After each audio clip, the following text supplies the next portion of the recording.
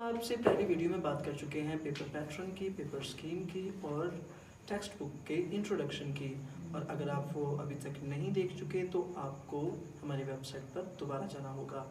تو یہ رہی ہماری، اس میں ہم آپ کو بتانے والے ہیں بک کا ویری فرسٹ لیسن، یعنی لیسن نمبر 1، جس کا نام ہے دا سیویئر آف مین کائنڈ۔ جی ہاں، آئیے اب بڑھتے ہیں اس لیسن کے سب سے پہلے پیراگراف کی طرف۔ پیراگراف 1، آپ کو بتاتا چلوں کہ یہ جو پیراگراف نمبر 1 ہے، اس میں آپ کو صرف یہ بتایا جائے گا کہ یہ لیسن جس کے بارے میں ہے وہ جگہ کیسی ہے، یعنی ٹوپوگرافیکلی آپ کو جیوگرافیہ بتایا جائے گا۔ تو غور سے سنیے گا، the saviour of mankind, paragraph number 1۔ Arabia is a land of unparalleled charm and beauty. عرب ایک سرزمین ہے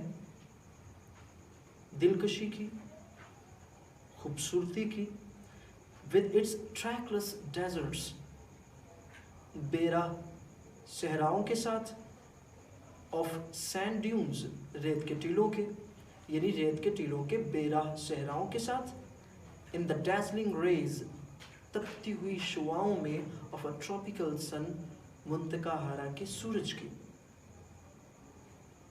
عرب کی سرزمین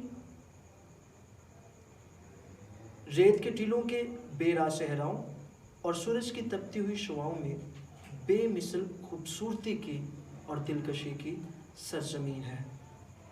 Its starry sky has excited، اس کا تاروں بھرا آسمان پرجوش بنا چکا ہے، اس کے تاروں بھرے آسمان نے پرجوش بنایا ہے۔ The imagination of poets، شعراء کے تصورات کو، and travelers، اور مسافروں کے۔ اس کے ستاروں بھرے آسمان نے مسافروں کے اور شعراء کے تصورات کو پرجوش بنا دیا ہے۔ It was in this land، اور یہی وہ سرزمین ہے، It was in this land that the رسول صلی اللہ علیہ وسلم، جس میں رسول صلی اللہ علیہ وسلم پیدا ہوئے تھے، in the city of مکہ، مکہ کے شہر میں، which is about 50 miles from the Red Sea، جو کہ بحیرہ احمر سے غالباً 50 میل کے فاصلے پر ہے۔ دوسرا paragraph, the savior of mankind۔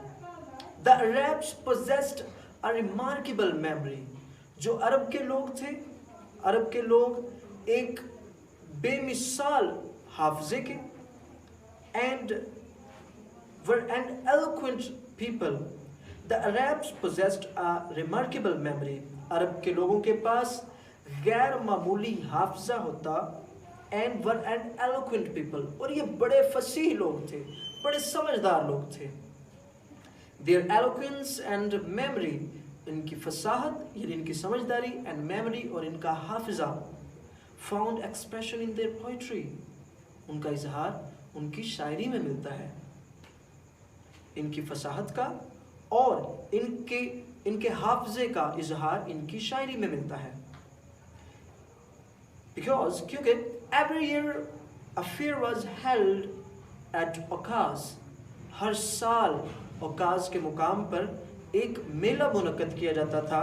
خلیف ولید بن یزید کہ حماد نے ولید بن یزید سے کہا، کیا کہا کہ I can recite you، کہ میں تمہیں سنا سکتا ہوں، for each letter of alphabet، حروف تہجی کے ہر حرف سے 100 long poems، 100 لمبی نظمیں، without taking into account short pieces، بغیر چھوٹے حصوں کو شمار کیے،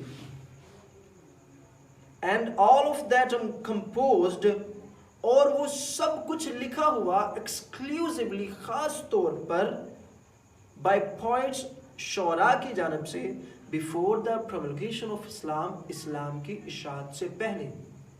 تو کیا کہا حماد نے خلیفہ بن یزید کو کہ میں تمہیں حروف تہجی کے ایک حرف سے 100 لمبی نظمیں اور شعراء کی جانب سے ترتیب دیا گیا یا لکھا گیا مواد جو کہ اسلام کی اشاعت سے پہلے کا۔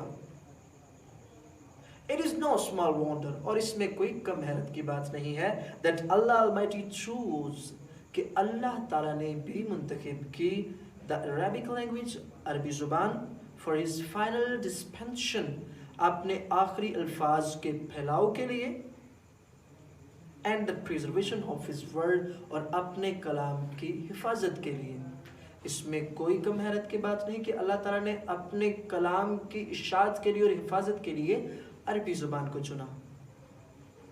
The saviour of Mankind, paragraph number 3। पहला पैरा हमने पढ़ा था कि ये अरब की सरजमीन के बारे में है, कि जियोग्राफिकली वो कैसी सरजमीन है। हमने पढ़ा कि वो सूरज के ऐन नीचे है। दूसरे में हमने पढ़ा कि अरब के लोग कैसे थे, और अब तीसरा पैराग्राफ आपको बताएगा कि अरब के लोगों की या अरब की तहजीब कैसी थी।